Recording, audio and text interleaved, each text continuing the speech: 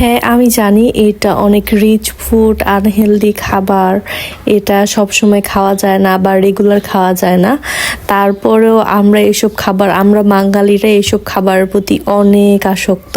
যেমন নারকেল গুঁড়ো দুধ চিনি মুড়ি দিয়ে একটা মাখা করে ভাই, এটা আমার খুবই খুবই খুবই পছন্দের একটা খাবার। আর আমি জানি এটা আমাদের বাঙালিদের খুবই প্রিয় একটা খাবার সবার কাছে, কিন্তু বেশি খাওয়া যায় না, বেশি খেলে আবার সমস্যা, তাই অল্প করে খাই। গরমের দিনে তো আরো বেশি খাওয়া যায় না। এখন যে পরিমাণ গরম পড়েছে তার ভিতরে যদি এসব খাই তাহলে তো অবস্থা পুরাই খারাপ, কিন্তু কিছুই করার নাই, আমরা তো বাঙালি জাতি, আমাদের খেতেই হবে। এখন কিছু কিছু মানুষ কমেন্ট বক্সে এসে বলবে ছি এগুলা খায়, আবার কিছু কিছু মানুষ বলবে হ্যাঁ আমার খুব পছন্দ। ভাই, কে কোন দলে আছেন অবশ্যই কমেন্ট করে জানাবেন। আমার এই মুড়ি মাখা খুবই খুবই খুবই পছন্দের, আমার খুবই ভালো লাগে।